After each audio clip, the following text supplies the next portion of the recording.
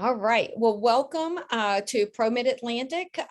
We are excited to have this series, The Succession or Selling, What's Your Strategy?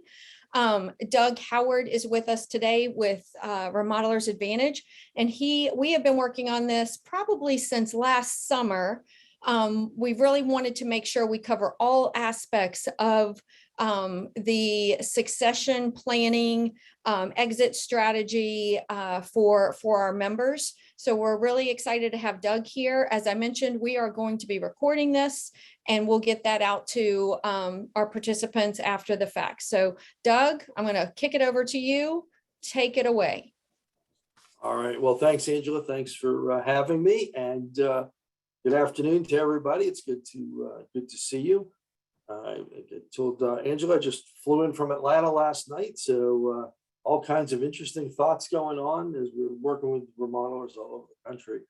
But today we're going to talk about business transition and succession planning, and want to just kind of share some initial thoughts, and I'm going to kind of walk us through a presentation. Like Angela said, happy to stop and have discussions as we go. We want it to be as meaningful as possible. More than happy to share obviously the slides and the presentation with you, but also if there's anything I do reference as a tool or anything during your presentation, more than happy to share that with you as well.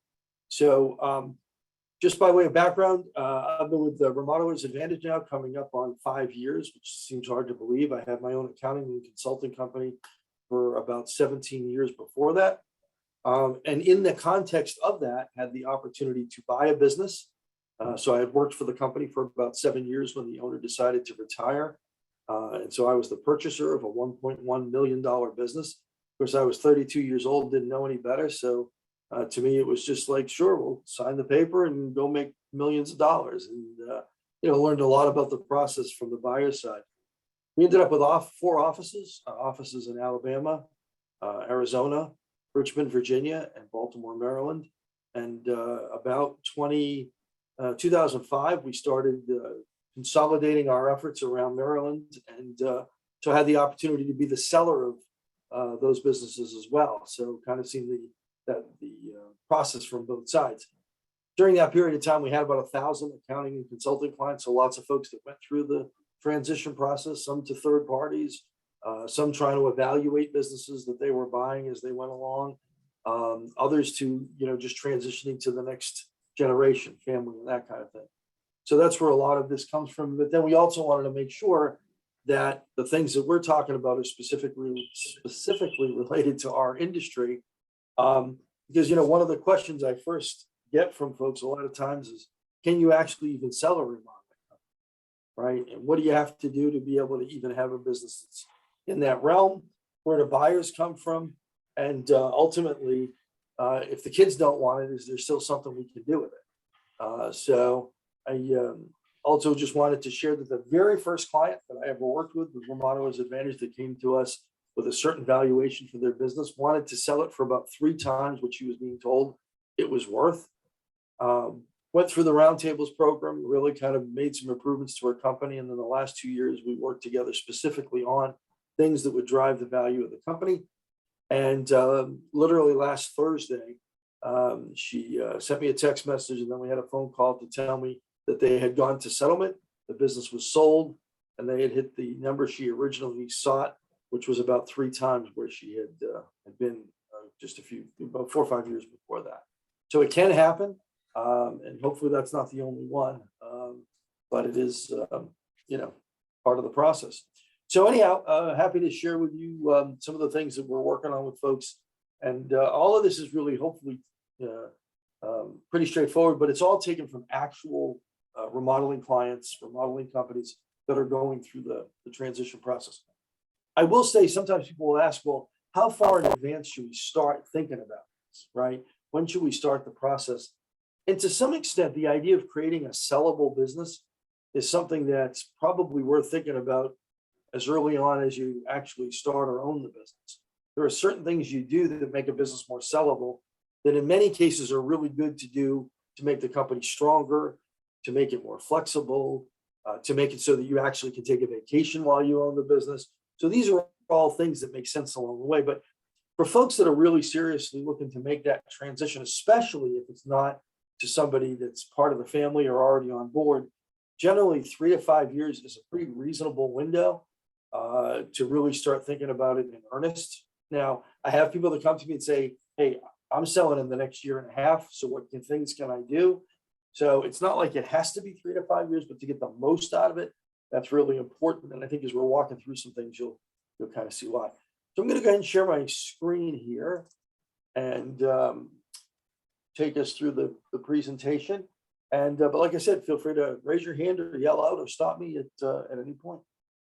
So transition planning, the whole purpose of this really is to create a structured process to plan for the eventual transition of a remodeling company, right? So we like to think in terms of processes. We like to think in terms of steps. We like to think in terms of who needs to be involved. And so really, this is designed to say there really can be a structure to this. Who's involved, when they're involved, how we communicate things, all become critical factors in selling a business like that. So the goals for this talk are really to share the basic elements of a business transition, define a successful transition, and some of the things that we see as being very important, understanding how the numbers come together, and really the things that you can do to most leverage the price, outlining the components of a good transition planning process, like what should be in your transition plan. We're going to introduce you to one tool, which is a tool called Value Builder. It's a program that was actually created by a gentleman by the name of John Warlow. He wrote a book called Build to Sell. And in that, there's a program and a process by which you can go in and start evaluating your company, where you're strong, where you may have some opportunities for improvement to drive the value of the company. And then, of course, along the way, we'll be glad to answer any questions. All right. So we got the swoosh down anyhow. So a successful transition, really, right? And this may seem really obvious, but it's really important to kind of think through, especially if you have some sort of a connection to the person that's going to be succeeding. And so we want to make sure that we define a successful transition to be one that's good for the seller, right? Good for the buyer, and good for the company, right? And those things are sometimes hard to line up. So good for the seller, well, that seems pretty straightforward, right? We want to get a sale price that's going to justify all the work and effort, value that you've created in the company. So we want to maximize that as much as possible. Good for the seller also may be how it's financed, how it's structured. A lot of these deals come together because of some measure of owner financing, which sometimes is in the best interest of the business owner, but sometimes it's not. And so how do they mitigate some of those risks, and how do they put together a structure that's more likely to be beneficial to them? That's certainly important. Another part for the seller is, what's the seller going to do once this sells? You know, I had sort of the interesting experience of thinking that once I sold the business, I was going to be tremendously needed by the buyer, and that I was going to provide sage wisdom and advice for years to come. And I was bestowing upon them my willingness to stay engaged. And about 6 weeks after the transition, they said, you know what, we think we're pretty good, and we think we got all the sage advice we need. And, you know, you might want to think about a set of golf clubs or something like that. So, so what your overall goals are, what you want to have come out of it, your legacy, that kind of thing is really important. Also for the seller, it may be important that your key people, right, are also taken care of. Now, you can't always guarantee that, right? We can't require somebody to keep people, and we can't even require those people to stay with the company when we transition. But in as much as we want good things to happen for those folks that have been part of our team, these all go into sort of this basket of things that make a transaction good for the seller. All right, so now what's good for the buyer? Well, you know, certainly good for the buyer is a competitive price. You know, the less the price, the less of a hurdle they have, because they're going to have debt service. Also good for the buyer is a financing structure that can be accomplished. You know, most of the remodeling companies that we work with don't have a lot of hard assets. And so getting these deals financed is a little bit of a challenge. Sometimes there'll be a building that's included or some land that's owned, but oftentimes the seller of the business is actually keeping those assets as a measure of, you know, more income and that kind of thing. And so, you know, that becomes part of it. Also good for the buyer is the condition they're getting the business in, right? Are we heading in the right direction? What does our backlog look like? Do we have 6 months worth of work in design that's in design at a really good margin, or the reputation of the company, or anything like that that will contribute to the likelihood that the buyer is going to experience some of the very positive things that the seller has been experiencing all along, right? And then a lot of it is going to be this notion of letdown, right? So I think of our company, and we're not for sale, at least to the best of my knowledge, right? But when you have a personality like Victoria Downing at the core of a company like Remodelers Advantage, if someone were to come along and want to buy the company, right? How much of a letdown is there? How much of a challenge is there in someone that has to come behind her, not only to manage the mechanics and the money of the company, but the energy and the culture and all those things that go along with that? And that's very true of a lot of the really successful remodeling clients we work with, right? It's the owner's personality, it's their values, it's their experience, all those things. And that buyer's got to step into those shoes, right? And it's hard enough to do if those shoes are being stepped into by someone that has the same last name, right? Someone that's been part of the family or part of the business for a long period of time. But if we're looking at someone that's completely outside the company, that's even that much more challenging.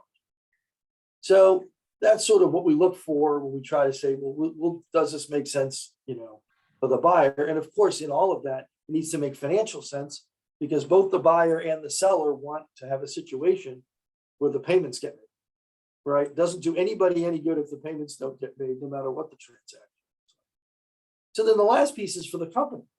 What does it mean in terms of the transition? Where are there going to be some challenges? Because, maybe the owner has not only been the key salesperson, but also been the primary estimator or whatever.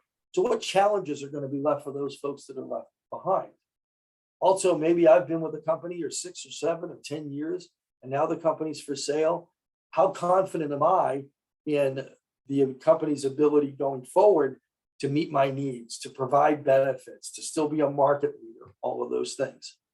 And then all of that really starts from the very beginning of the transaction, but a lot of it is how the process goes. Like a smooth transaction, things being well communicated, things understood internally, and when people know what is really important, because sometimes the transition itself can put a lot of demand on the company while everything else is still going on, right? We don't stop building, we don't stop selling to go through a transition.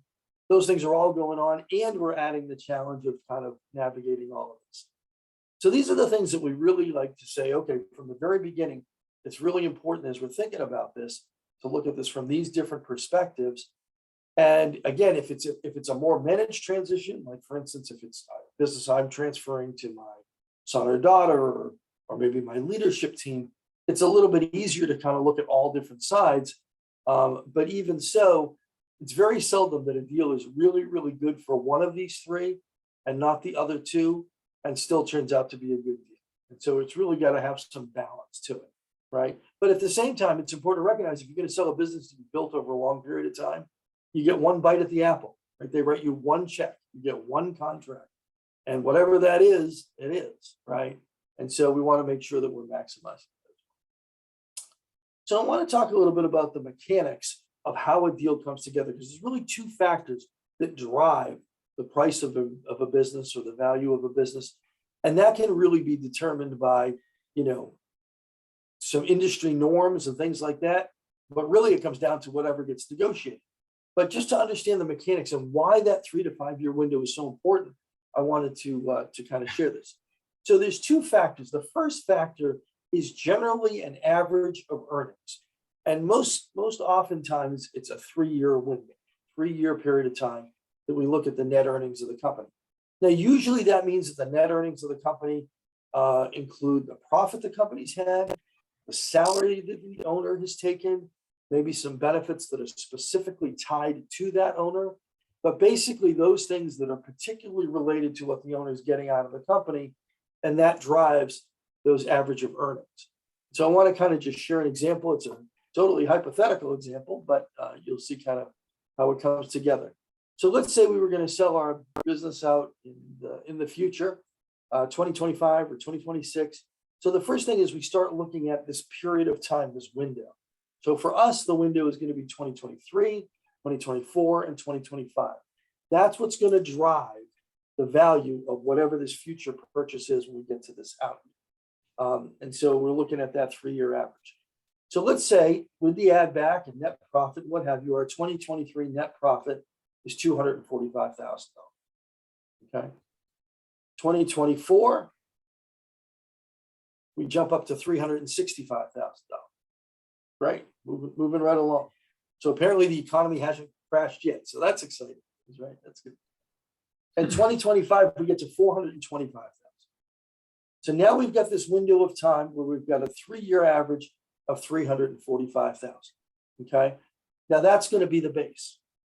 Now, sometimes people look at it and say, well, yeah, but Doug, look at the trend too, right? We're going from 245 to 365 to 425, right? It's reasonable to say, well, that may be the 3-year average, but let's also look at what this is going to look like if we include maybe one more year. And sometimes the decision to sell is worth putting off for a year. If you need one more, really, if the next data point amongst these three was say 500,000 and we could drop the 245, you'd see that average jump up, right? Because the trick is not to have one, horribly bad year in the middle of this, because then really the 3 years has to start all over. Okay. And that was what a lot of people experienced with COVID. It's like we had a good year, and then we had a crazy year. For some it was high, for some it was low. Then we kind of get back on track. But now people that were getting ready to sell are looking at it and going, I don't know what that means for my 3-year window. It's challenging to look at.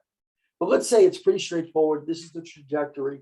And we're saying, okay, on average, we're right around this $345,000. That's going to be our base. That's what we're going to use as the first factor in terms of what our profitability is. So as you think about it, anything that's going to drive the profitability of the company, right? Sales, profit margin, keeping control of expenses, all those things contribute very much to this piece of the equation. Okay. Now, the second factor is the multiplier, right? And the multiplier usually is somewhere between 2 and 4. Sometimes it can be higher. Sometimes people say, well, yeah, this business was sold for a multiplier of 7, right?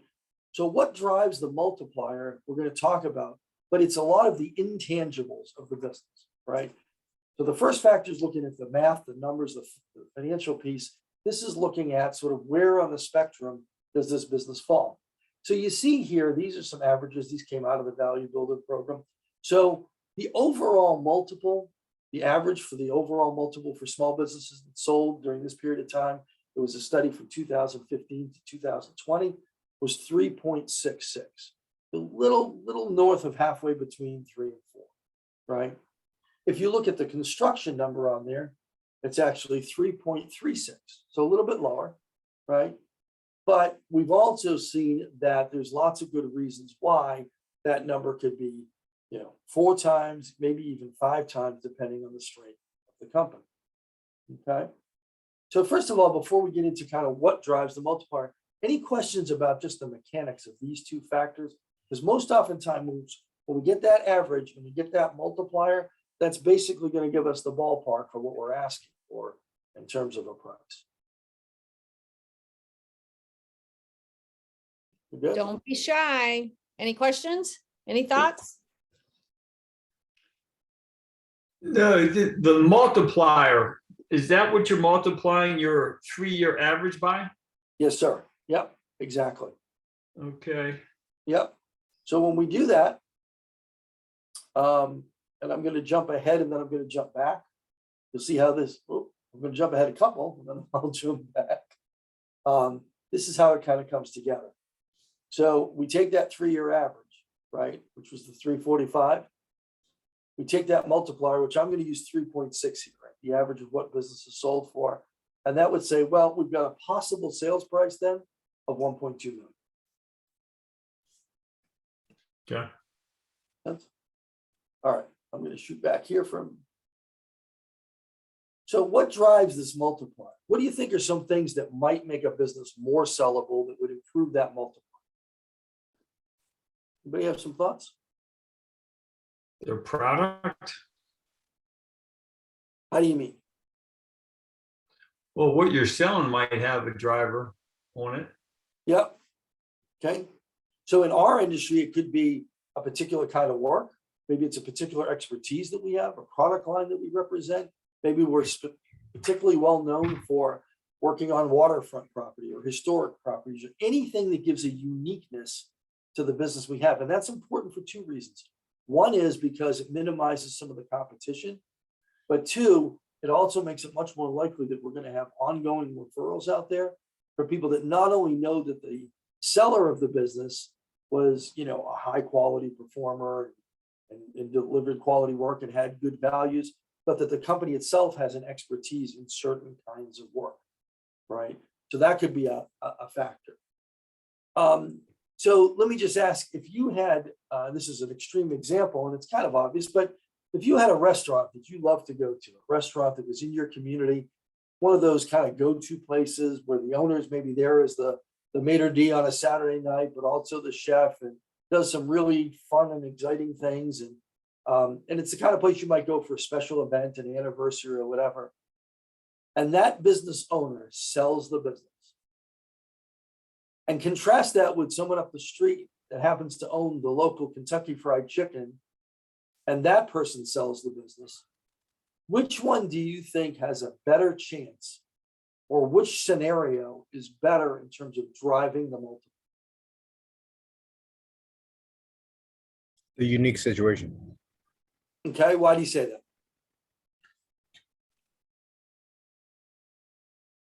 It would be more appealing in specific situations.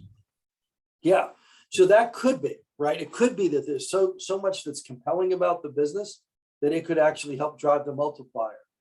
In terms of just the two business owners, it's actually more likely that the multiplier for the person that you don't know, that has a business that's very much likely to serve the same chicken the day after you sell as the day before, actually has a higher multiplier, because the question becomes, will the quality, will the service, will the experience be the same with a new owner as it was with the old owner? Right? Is So that if your business, leadership team and like non-owner sales? say that again, Andrew? Does that kind of then reflect on what the leadership team is like, and if the company does non-owner sales? Absolutely. Yes. And so when the owner takes themselves out of every box on the org chart, right? When the team can perform with or without the owner being there, and not that the owner doesn't play a role, but the ability to produce quality work isn't dependent on the owner being there day in, day out, right? When I first started my business, when we first bought the company, in the first 3 or 4 years, nothing could have been produced without me either selling it or producing it. And the last 2 years I owned the business, if I didn't show up on a Monday morning, it had no impact on what they sold, what they produced, what they did, right? And that actually added to our multiplier. So it's all about the buyer being able to look at it and say, how likely is it that I'm going to still have that flow of revenue? How likely is that I can reproduce that, right? And I always tell people, if your business structure is such that you personally have to be a superhero for the business to run, and so by virtue of that, the buyer needs to also be a superhero. It's great if you can find one, but superheroes are hard to come by, right? And so what we really want is somebody that says, no, the processes are there, the leadership team is there, the staffing is there, the reputation is there, the lead sources are there. The more of those things that are there, those drive the intangibles, right? And so when that buyer says, you know what, if so-and-so can sell and these projects come in and we've got a backlog and our reputation is really strong in this market or in this type of work, the likelihood is when I buy this business, it's going to continue, right? It's going to continue to have that revenue source that dramatically improves the multiplier. So Doug, I got a question for you. Sure. And I don't mean to derail like where you're going. So if you're going to hit this at a later date, but if you're thinking about some sort of like ESOP program or something like that, which would tie in to have a leadership team as part of the buyers, that obviously then hits the multiplier, and also would be like more towards your buying side of one of your original slides. Are you going to touch on ESOPs in this at all? I mean, not in great detail, although I think that is something that's going to be covered by, we'll get into I think it's the attorney that's going to be talking, but somewhere in the process. But yeah, I mean, the whole concept of an ESOP, I mean, one is you have to have enough size, enough, for it to be financially beneficial, right? Mhm. And so a lot of folks are kind of taken out of that picture because of that. But the benefit of it is, yeah, it does a couple of things. First of all, it makes negotiating the price like a whole different situation, right? It's really more about the program that you put together to some extent within reason. You're really going to put that value on the company. And then, people's participation in the ESOP are going to basically be how it's purchased, how it's bought out, right?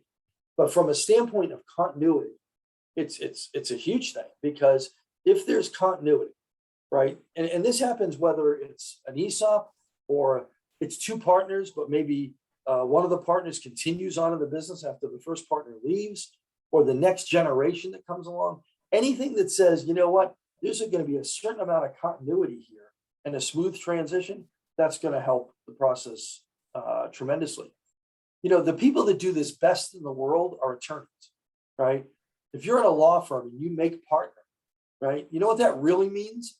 It really means you have already started buying out the existing partners, right? That whole structure exists to say, when I'm the partner in a law firm, right, and people are starting to make partner, they're starting to come in, I'm starting my buyout at a prescribed situation, which is sort of like, it's not technically an ESOP, but it's a really creative way, because that person's celebrating making partner, right? They're super excited about it, but they also just made a down payment not only on their future, but your future, because at some point you're going to leave as a partner, right? And so anything that we do within the confines of our company, can really make a big difference, because you kind of have that level of control. So here, okay. So when we look at, and these are straight out of the Value Builder program, but the concepts are general. So some of them have some funny names, but in terms of things that are going to drive the multiplier, one is just the financial performance. Now, we've already looked at the financial performance on one side to say, okay, well, we looked at the average earnings and we looked at the earnings themselves. But really what we're talking about here with financial performance is two things. One is the quality of the financial information, financial statements that make sense, that are verifiable.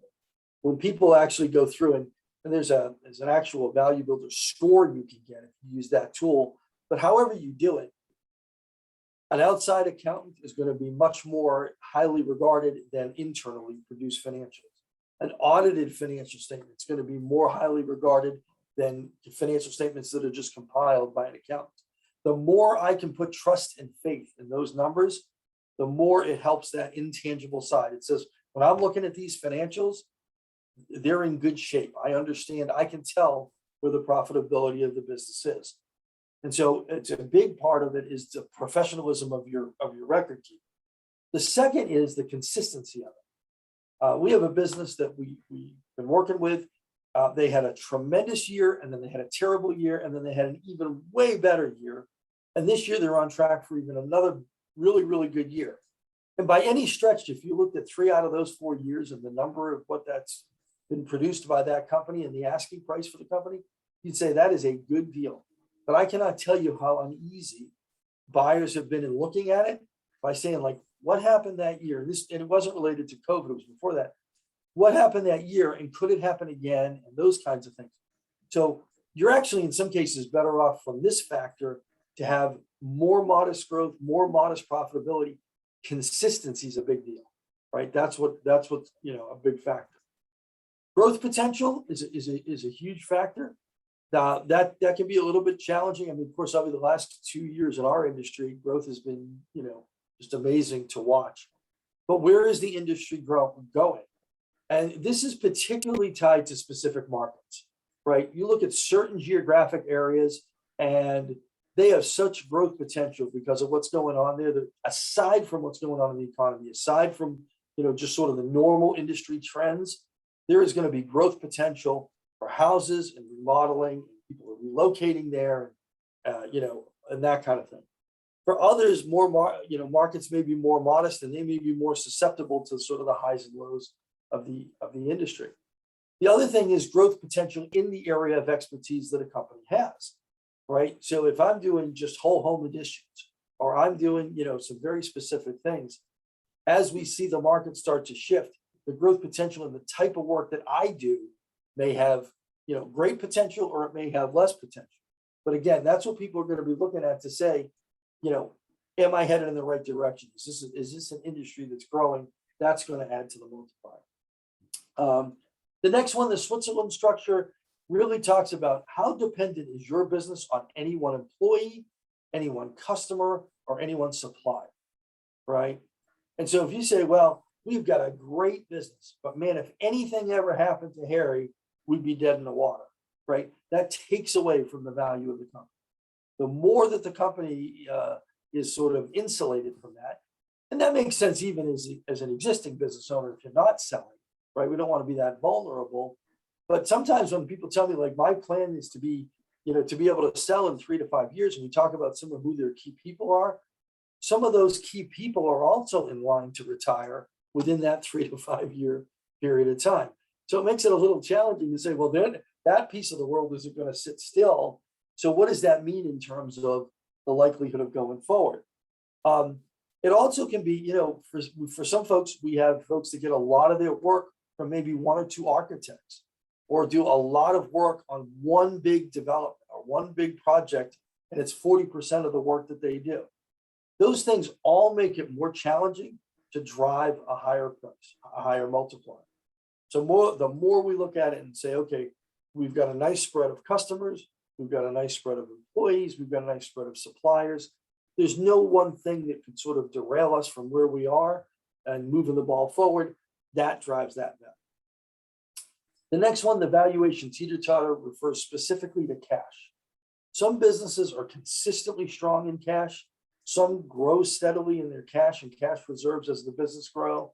Some, for as profitable as they are, they'll have times when they're flush with cash, and they'll have times when they're struggling with cash. And that seesaw effect of, sometimes we're good with cash and sometimes we're not, is very unnerving, very unsettling to a buyer. And so if we're experiencing that teeter-totter effect with cash, then it really can inhibit what that multiplier is. Hey, Doug, I got another question for you. Sure. Okay, so you had said that the multiplier is driven by 3-year average net. And then most small business owners, it's all about the net. So then most of the time at the end of the year, then you distribute out your net accordingly. So you'd be depleting a lot of that cash reserves that you have. What's the variable that comes into play of leaving cash in to drive a multiplier versus, just taking your cash out at end of year, pay your taxes and move on? Yeah, sure. No, it's a great question. So in terms of the valuation, it's going to be based on that net profit, whether you leave the cash in or take it out, right? So that's really just going to be based on the performance of the business. The real factor is there enough cash in the business so that we're not continually dealing with cash flow issues? Now, for some folks, it really isn't even an issue. Even when they take out last year's profit, either because of the way they do draw schedules and deposits or because of the way their process flows, there's enough money there. For other companies, they are chasing cash all the time. And so, you can certainly make it a better situation by leaving some more cash in the business, stabilizing that. But hopefully, primarily, your cash isn't going to stay with the business other than what's needed to be at a certain water level to make sure the company cash flows, right? So usually, again, when you're looking at, that end of the year decision, it's not going to affect the taxes so much. It's going to affect whether that money stays in the business or not. And so from that standpoint, it really comes down to, I would say if I was looking at selling the company over the next, 3 to 5 years, I would definitely want to leave enough there so that, when someone looked at our records and how we were operating, we weren't having to do things just to make cash flow. The next one is a huge challenge for our industry, and that's recurring revenue, right?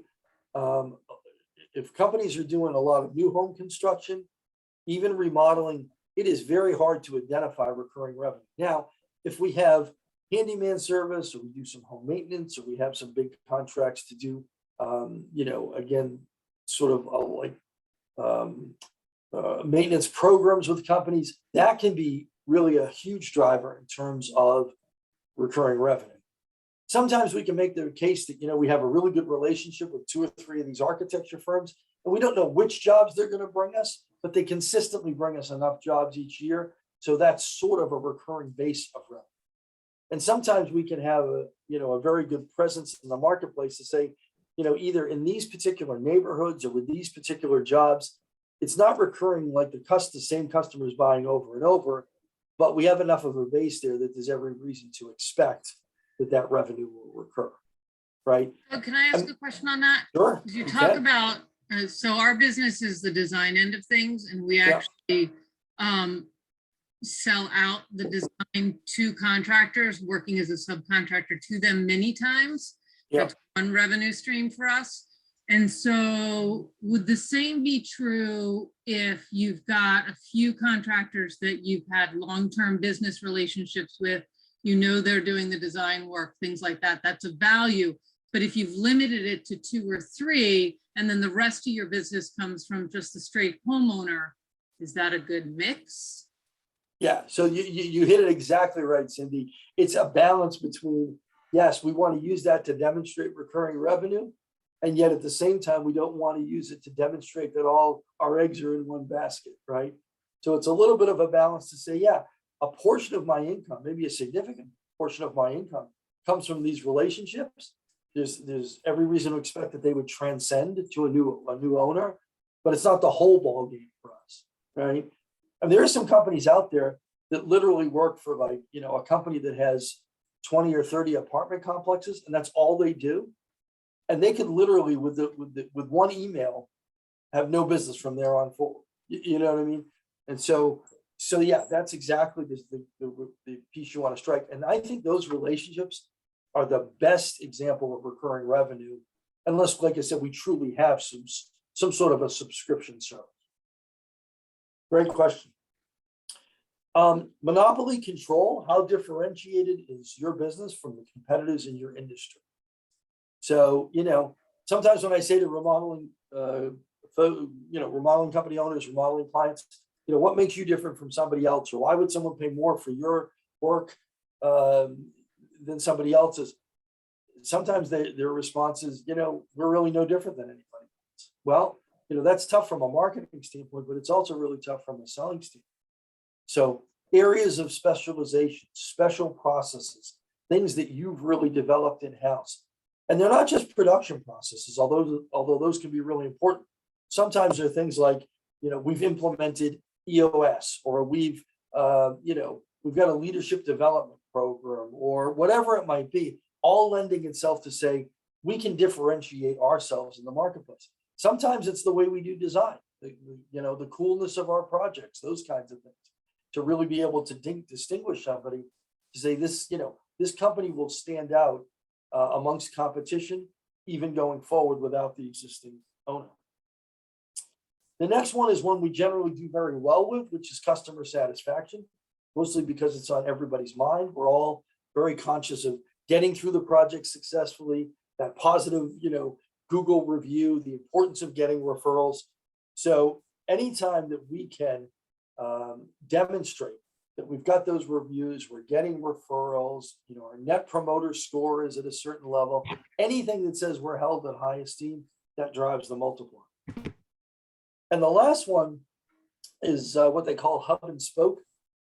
And basically, if you can picture the owner right at the center of that wheel there, it basically says, are there things that happen in the company because we have good systems and processes and people, or does everything have to find its way to the owner? Is the owner very involved in, yes, I'm involved in the sale process, and then it goes to estimating, but it doesn't go out until it goes back to the owner. And then the more traffic that has to go through the center of that spoke, that has to be driven by the owner, the harder it is to reproduce, the more likely it is that someone's going to look at that and say, I'm not sure I can do that.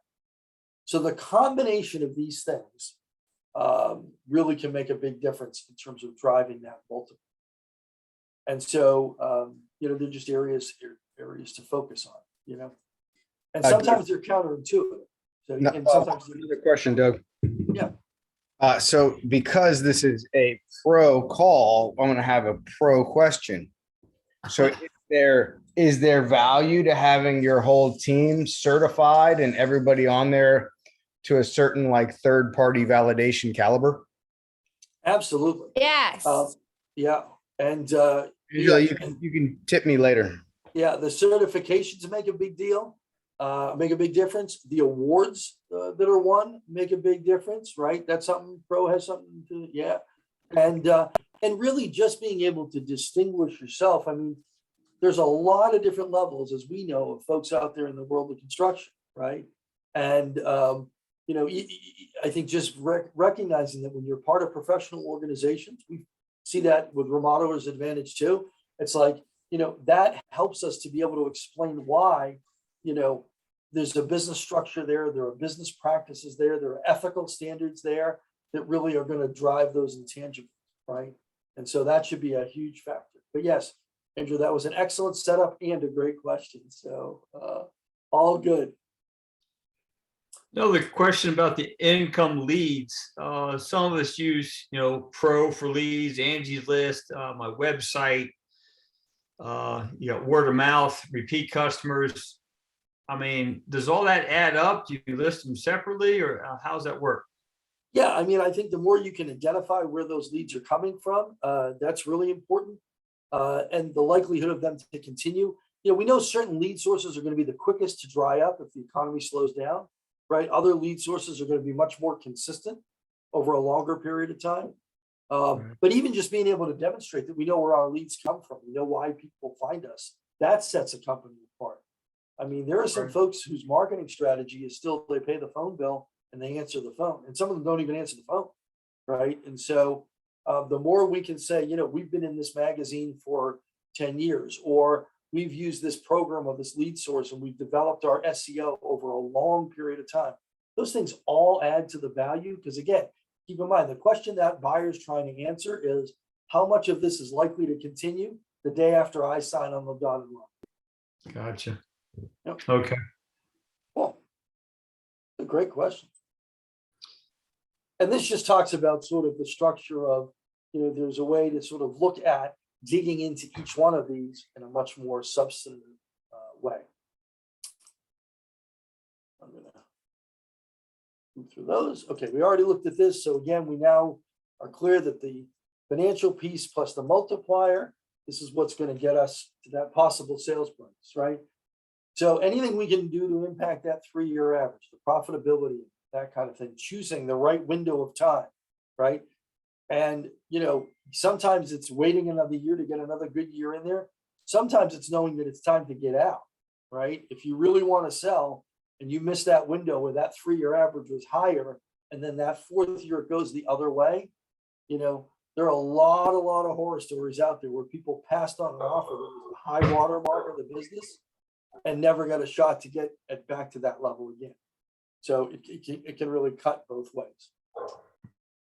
In terms of putting together the transition plan, these are some of the things that we like to see captured in the plan. And for some people, when they're still 3 to 5 years out, maybe it's just a framework that we start getting the right questions. When I'm working with someone that knows who the successor is, right? So I was just out in Minneapolis a couple of weeks ago with a dad and 2 sons taking over the business. We spent the whole weekend kind of building this framework. What does this look like? It's a little harder to do when we don't know who the successor might be, but the process is similar. It's just we don't know the other side of the equation. So some questions we want to be able to answer as far as the plan is concerned. One is the time frame. What is that time frame? When do we want to be out by? What does it take to go through the process? Those kinds of things. And so from that standpoint, that's the first thing. The second is the size and scope. And people sometimes really question me on this one. But like sometimes a business will have sort of new home construction and remodel, right? And the new home construction is something that the owner just kind of does on their own, or they do it more because they love it. And the reality is what's going to go forward is the remodeling piece, right? Or vice versa. So determining what actually it is that we're selling is important. The other thing I will say, and I feel confident that I can say this with Andrew being in our presence, sometimes the next generation, right, isn't as capable, experienced, or whatever as the prior generation, right? We don't have that problem with Andrew, but in a lot of companies, right, just being the oldest child or the kid that's, been involved in the business does not mean that you can step into something the size and scope of what some of these companies are. The other thing that's been really crazy over the last 2 years is transitioning that $2.5 to $3 million company was maybe something that could have been handled by the level of experience that that person's had that's on the leadership team or that is a part of the family. And now all of a sudden, because of this crazy surge, our $3 million company is a $7 million company, and we're hiring managers and we're doing all these things. So it's really important sometimes to say, if I'm about to transition this thing in the next 2 to 3 years, just kind of judging from who's going to be taking it over and what their experience is, it might be a good time to kind of slow the growth a little bit, make sure we're solid in the things that we're doing so that it's just not completely out of control. The next thing is figuring out the structure of the deal. And there's really a couple of components to that. Now, when you get down to the nitty gritty, an accountant's going to weigh in, an attorney's going to weigh in, they're going to talk about tax advantage and all that stuff. I'm talking about more at the macro level to say, A, is this going to be a one-time transaction or is this going to be a gradual progression, right? For some people, it's like, okay, on such and such a date in 3 years, we're going to have a transaction and 100% of the ownership is going to go from A to B. That's one transaction. The other kind of transaction is we might have the next generation or an ESOP or whatever it is, slowly acquiring ownership over a period of time. And that's a completely different animal. It looks very different. There's good and bad to both. There's risks on either side to both, but getting clear on which of those paths you think makes the most sense can help a lot of the planning in the process, right? Is And there then no the question, updated, sorry, Doug, is there normally updated valuations that take place when it's a longer-term buyout than a one snapshot? yeah, and so a big part of that is coming up with more of a formula rather than a price, right? It's like, okay, if we're going to use a rolling 3 years, or if you're going to buy 20% a year for the next 5 years, sometimes they'll lock in on a price, and sometimes they'll say, you know what, we're going to get to point A and do a valuation, then we're going to go to point B 2 years later and recalculate it and that kind of a thing, right? And of course, part of the challenge is, you can get that price locked in if you're ready to go to settlement, but if that business is still growing, right, you could be driving up your own price, really, right, to buy the business by having a really good performance if you're part of the leadership team. So hopefully and that's why when we go back to that one of those very first slides, it's like, okay, what's a structure and a deal that's going to make sense for the seller, the buyer, and the company? Then we get down to price and terms. That's always a big deal. And by terms, I'm really referring to finance, right? How's the deal going to come together? So it could be that the business is going to be 100% financed by the seller. It could be that the business is going to be 0% financed by the seller, and the buyer is going to have to go out and qualify for like an SBA loan. At the very least, they're probably going to have to come up with about 10% down, maybe a little bit more. So that takes some buyers off the table. A lot of times what we see is a hybrid. We say, okay, well, the owner is comfortable carrying half the note or 40% of the value, but the buyer is going to go get an outside loan, an SBA loan. They're going to qualify for 50, 60%. That money is going to go to the seller at settlement, so they get a chunk, they minimize their risk. But then after that, they may finance the rest of it. But figuring that out will largely determine what kind of a base of potential buyers you have. There are a lot of folks, especially on leadership teams, that would love to buy, right, but haven't really internalized what it means to be able to do that if it's a transaction. Once we get past that, there's a couple of big things. The first is the owner's declining role. So it's really helpful if you're in 6 blocks on the org chart, that over that 3 to 5 year period of time, we can have you be involved in less and less and less and still have the finances of the company, moving in the right direction. if we have a successor, whether it's Sorry, Good. Doug, I'm just gonna keep asking questions because everybody that's else is so silent. Cindy, it's not often that you're so silent. good. You know, I got a mouth, but my question comes up on the next one, so. Oh, keep okay. going. Okay. I was thinking owner's declining role. What's the typical period of time where the owner stays in to help do the transition of leadership or specific tasks and roles? Yeah, I mean, usually it's good if the owner can commit to a year, if it's sort of an outside buyer. If it's really turning over the leadership team or to the next generation, we often see that to be a longer period of time, 2 to 3 years. Some companies still have mom or dad come into the company and, sort of in a more advisory role. Like I said, for me, I was there for 6 weeks. They asked me to make some extra desk space. So part of it is how annoying you are after you sell. I think I capped out at being, I was given lots of advice, and the new owner bought the business for a reason. But I'd say somewhere in that 1 to 3 year window is really, really helpful, And it's interesting because sometimes we have some folks that maybe the founder of the company is a really big personality, and, sometimes kind of stepping into that role can be intimidating. And I've had people say to me, Doug, I don't want to take over until, dad passes away. And I'm like, being able to make the transition and still have that advice, that advisory person, is such a better situation. You think about sort of the challenges of, having to deal with, whatever situation with mom and dad, personally or physically or whatever, and then trying to transition the business. It's like, man, I'd much rather do it with, dad. I always send people, and it's not a political thing, but I always send people the picture of George Bush Sr. when they had the memorial service after 9/11. If you guys remember that moment when they were in the cathedral and he kind of just reached over and grabbed George W. Bush's hand, didn't say anything. It was just sort of like, hey, it's your show now, but I'm here. It's like, that's kind of what you really want these transitions to be like, hey, man, it's your show, you're running it, but I'm still standing over here if there's something I can help out. So it's just kind of can be very reassuring to the whole process.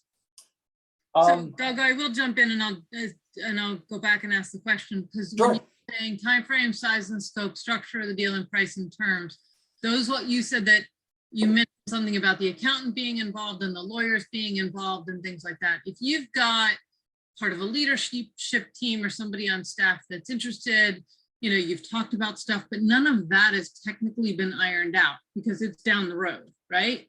It is, yeah. Now, usually what we like to do is get some sort of, so we're having a meeting with those folks that I was talking about from Minnesota. Their transaction's probably about 3 years down the road. We've answered the questions we can answer. And then we have a conference call in 2 weeks with their attorney, their accountant, and their financial planner to say, this is all the thinking we've done so far. So if there's anything that's starting to rub you the wrong way, or we should be thinking about, or whatever, this is a good time to throw it into the mix. 2 years from now, when we sit down and say, okay, what should the agreement say? What should the numbers be? That's going to be a much more specific conversation. But I do like the idea of getting some sort of a framework, early on, and getting some input from those folks. Okay, and then the follow-up question to that is you threw out a couple of different structures of a deal. Are there standard structures out there? There are, and I really think Thomas, when he does the legal piece of this series, is going to delve into them in much greater depth. Okay. Yeah, so I would say, because he's got a really, really good handle on it, and the accountant as well. So Doug, do you just work with the owners of the companies to get the companies ironed out accordingly, but then kind of work with either attorneys or brokers to make the deal happen? Is that kind of the mechanics of it? Yeah, I mean, we're probably a little bit more in helping to be like this transition plan. We will guide someone through this process. Now, there's times when the accountant and the attorney will jump into this, but we'll take someone all the way through this planning process, in addition to just driving the profitability. So I probably got about 8 clients right now that I'm working on that are midstream with this kind of a process going on. Yeah, so then we have the new owner training. It's like, hey, not only are we gonna have to, get the owner's declining role, figured out, but we got to get people up to speed. And a lot of times we're replacing 20 or 30 years experience with maybe 5 or 6 years of experience. The other thing that's often left off the table when we start talking about new training, a lot of it comes down to technical training, right? But not things like leadership training. Have we ever managed before? Managers. Do we understand the financials and the budget? So those things are all helpful. We can get that training in place. New owner financing is another big deal. If 2 years from now, someone's going to have to come up with $100,000 down or whatever it might be, they need to be aware of that. They need to start putting money in reserve. Credit is a huge deal. It's something you really want to be thinking about 2 or 3 years out. So if we've got a, son or daughter that's maybe had a few missteps, working on that stuff well in advance can be super helpful. Staffing changes are important, not only in terms of how people are going to reposition, when the ownership change happens, but also recognizing that the needs of the second generation or the needs of the successor are going to be different than the needs of the existing business owner, right? So if the existing business owner has been 2/3 of the sales for a long period of time, someone may be stepping into ownership, but we may need to fill that sales position, or at least that structure. So we look at those things. Communication is a big deal, and we look at it both internally and externally, right? When does the team internally know that this is the succession plan, right? Sometimes it seems obvious, sometimes it seems like, well, they do have the same last name. They're getting more and more involved in stuff. That makes more sense. Sadly, or not sadly, but it was tough for my folks. When I sold my last office, my accounting practice, they didn't find out about the sale till the day of the sale. Because when you're talking about a service business, it is very hard to hold things together until the deal's final. And these things are never final until they're final. And the worst thing that can happen is while you're negotiating, one of your key people gets concerned and says, you know what, this may be a good time for me to make a change. So you got to be really guarded with how you communicate that, right? Because you want to not only protect your interests, but you want to protect their jobs as well, right? And then there's the external communication. When do we let the world know? When do we start, letting people know that there's been a change, and how do we reassure them? If we know who the leadership team is going to be 2 years out, it's going to be the successor, it really makes sense to start getting them into more visible roles on the website, right? It's really strange for people when the front desk clerk becomes the president, even though we knew that that was the succession plan all along, but to the outside world, they never really had a significant position in the company, right? So there's things that we can do so that, and the biggest thing we're trying to do is make sure there's just not a big jolt, a big shock to anybody involved. The last two things are really very, very important. The succession plan budget. So when we get into this window of time, I always want to make sure folks are thinking about the financial demand that this puts on a company. You're going to be adding people potentially to fill roles that right now you don't really need, but you need to have somebody training in that role. That adds costs. There may be training costs. There may be legal costs. There will be accounting costs. So sometime over the course of that period of time, it's really important to make sure that's budgeted in so we don't get part way and then find out we can't follow through.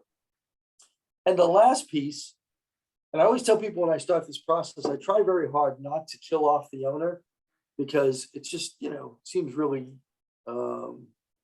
ungrateful for the fact that they're letting me work with them. But you got to think about the fact that once you start down this process and start making decisions for that transition, what happens for both the company and the buyer if something happens to the seller during that period of time, right? Sometimes nobody but the seller and the potential buyer even know there's something even in the works, right? Something happens to the seller, we're partway down the road, that buyer's name may not be on anything. It may not be where things choose to go, right? And so, or the family gets involved. And some of that is important too, because there can be some outliers. Sometimes a business that's getting sold gets caught up in a divorce. I had one the other day that we were working, no exaggeration, they had a family with 7 kids, right? They were in the Midwest. 3 of them worked in the business. One son-in-law worked in the business. 3 of them had absolutely no interest in the business. And one had an interest in the business, but it only came up very recently when he found out the business might be for sale. So we had a family meeting one night. I was on Zoom and they were in their big living room in Iowa or wherever it was. And, but basically everybody's looking at this and it's like, well, this isn't just about navigating these questions. It's like, well, how does it impact everybody else? Right? Because it's hard to give Johnny $1 million worth of business and tell Susie, you're going to get all the family pictures. You know what I mean? And so lots of different dynamics start to kick in. The sooner we have the structure of a plan and start to communicate it and kind of work through some contingencies, that really, really helps. With this in place, you can kind of take a little bit of a breather and say, okay, now we're going to work on things to drive the multiplier, drive the financial performance of the business. And as we get closer, then we're going to hit a point where we really got to drive this home. And this goes from being more of a planning document to, a negotiation, draft contracts, that kind of thing. And the last thing I wanted to say, these I thought were just some funny quotes that kind of relate to this. Timing, perseverance, and 10 years of trying will eventually make you look like an overnight success. Opportunities are usually disguised as hard work, so most people don't recognize them. And if you're offered a seat on a rocket ship, don't ask what seat, just get on. Right, so just some kind of fun ways to think about it. And then the last piece is, if anybody has an interest in it's a link, you take the assessment, answer the questions, you get a score sheet back on each of the 8 attributes. Anybody that has an interest in doing that, there's no cost for it. You just need to email me. I'd send you the link. You go in, you'll take the assessment, it'll give you a score, and then we'd have a quick call just to kind of walk through what it meant. And then there's a much more detailed report. And what it's striving to say is, okay, you're here in this particular area. Here's 3 or 4 things you could do to get this piece up or this piece up, all designed to get you to a good call.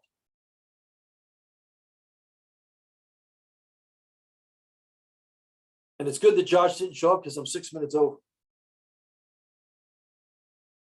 Well, I am sorry that Josh didn't show up, but we will get his portion of the presentation to you guys, whether we do it like live like this or it's a recorded thing. So, and we also have Michael Callahan, who is also handling the financial side of that.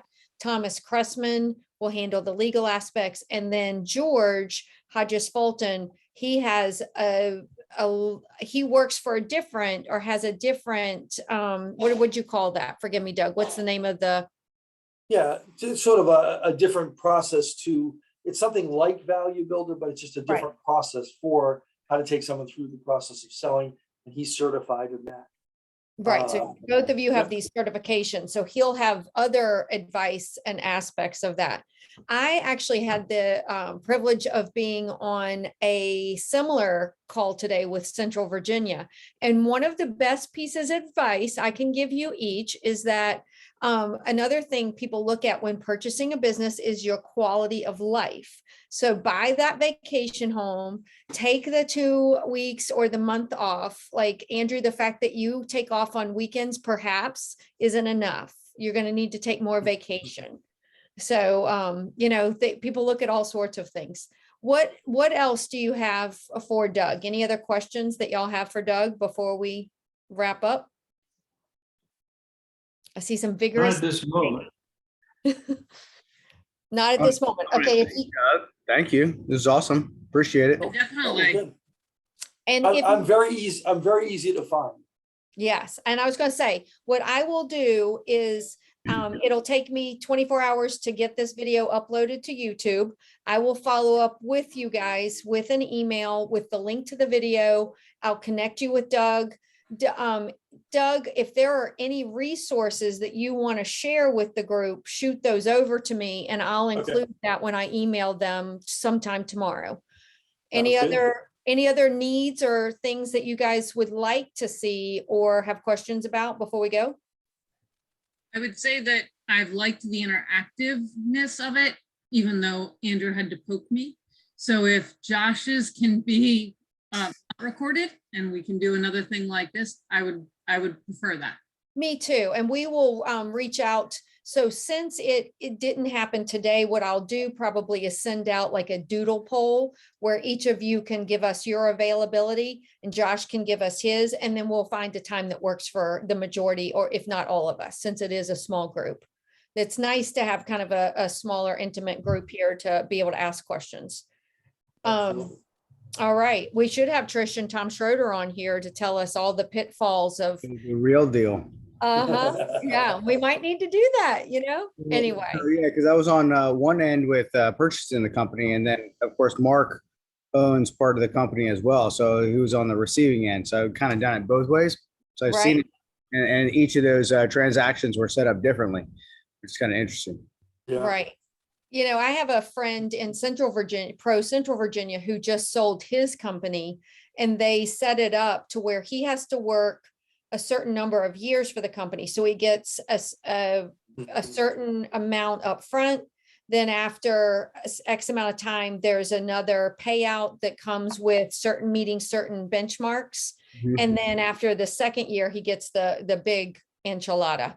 But I will tell you, he has really struggled with transitioning from the owner and making the decision maker to being the employee, because they want to come in and change so much. And he's like, that's why we were so profitable. You're changing what made us profitable. Yeah. I had a lot of those comments too, Angela. That's when they threw me out of the building. Right. Yeah. Yeah. Yeah, I've kind of guided because my experience has been the transition of leadership takes longer than the transition and the transaction of the company. So then that's the harder part, and that's probably what Doug deals with more.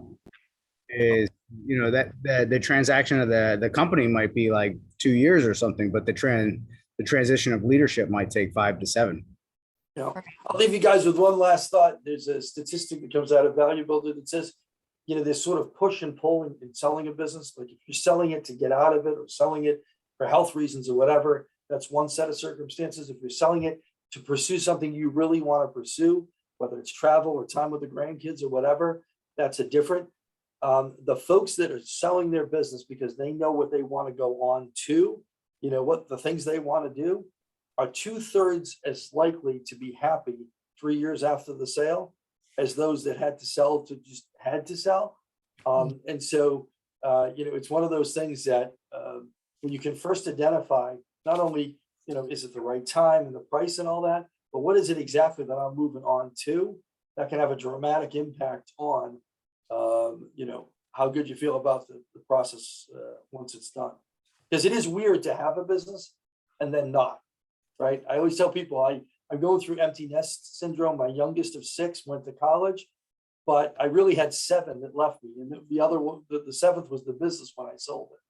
It's like, you put a lot of effort into these things. You build them, your identity is tied to it. And it's like, all of a sudden, I drive down the street now and I got a great deal of money for it. It was fantastic, but it is so weird to see my phone number, my old phone number on a billboard, and it's not mine, that on certain days, it's just weird, so anyhow, things to be thinking about. Right. Very good. Well, hopefully by the I do time, have one more question. go for it. So, and that comment made me think of it. So my company is named Grossmullers, right? Is my maiden name. Yeah. If I go to sell it, right, I'm going to have the same experience. My name is out there. Yeah.